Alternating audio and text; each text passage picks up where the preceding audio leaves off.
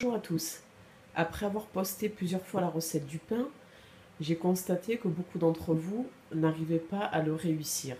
Donc pour commencer, voici les ingrédients. 500 g de farine, 300 g d'eau, un sachet de levure pour pain,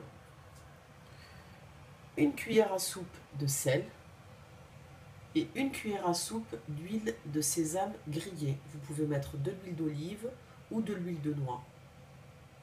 Nous allons pétrir au robot pendant environ 10 minutes. Donc on utilise le crochet à pétrin, qui est ceci. Pour la levure, donc on ne la mélange jamais au sel. C'est-à-dire qu'on commence par mettre la levure dans la farine, ensuite on ajoutera l'eau, et pour terminer, on mettra le sel. Après avoir mis la farine, la levure et les 300 g d'eau, j'ajoute le sel.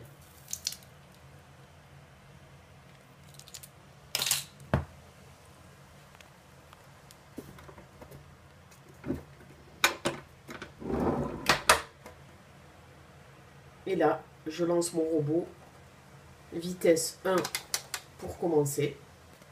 Une fois que la pâte a été complètement ramassée, je vais ajouter une cuillère à soupe d'huile de sésame.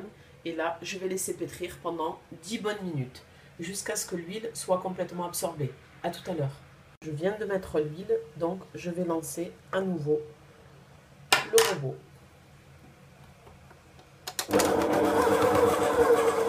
Ici, le pétrissage est terminé après 10 minutes. Donc je lève le bras de mon robot, bien sûr. Je dégage ma pâte, mais je la laisse dans ma cuve. Et je viens couvrir avec un torchon. Hop, comme ceci.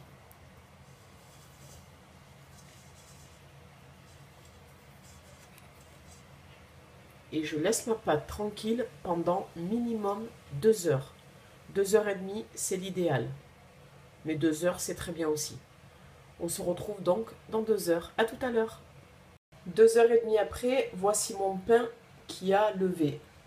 Donc ce que je vais faire, c'est le dégager de la cuve, le dégazer.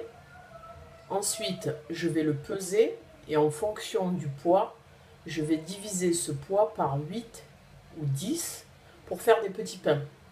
Voilà. Donc je vous retrouve dans un tout petit instant. Comme vous pouvez le voir, j'ai dégazé ma pâte. Je l'ai posée sur un plan de travail fleuré avec un peu de farine, pas trop pour ne pas la sécher. À côté, j'ai également enfleuré un moule ou une plaque à pâtisserie, hein, c'est comme vous voulez. Ça évite d'utiliser du papier cuisson. Donc ce que nous allons faire, c'est que nous allons peser la pâte. Alors,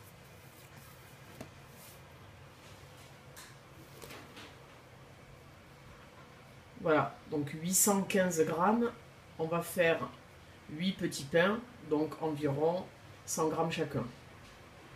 On se retrouve dans un tout petit instant. Donc voici, comme vous pouvez le constater, je viens de faire 8 petites boules à peu près identiques, qui devaient faire 102 grammes chacune. Donc ce que je vais faire, c'est prendre un tout petit peu de farine et tapoter un peu de farine sur le dessus. Voilà, pour que ça croûte, tout simplement. Et pour que vous ayez un joli pain, comme quand vous allez chez le boulanger, avec une belle croûte dorée. Donc je vous retrouve dans 2 ou 3 secondes. Voici, donc je vous montre ce que ça donne quand vous tapotez avec un peu de farine, très légèrement. Hein. Le but, c'est pas de sécher la pâte. Donc, je vais prendre un petit couteau et je vais faire des petites entailles, comme ça. Voilà. Alors là, je regarde pas vraiment ce que je fais, parce que forcément, je filme et je travaille en même temps. Contrairement aux blogueurs qui ont la chance de se faire filmer et de bosser. Moi, c'est pas le cas. Et en plus, j'aime bien travailler toute seule dans ma cuisine.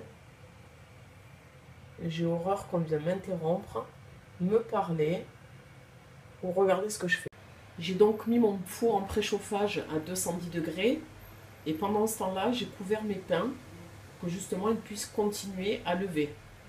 Donc ce que j'ai fait également, c'est mettre de l'eau tout en bas de mon four, donc dans le lèche-frite. Si vous n'avez pas de lèche-frite, vous pouvez utiliser un moule. Et ensuite, une fois que le four sera bien chaud, on mettra les pains en cuisson. Je vous montre les pains juste avant le départ au four.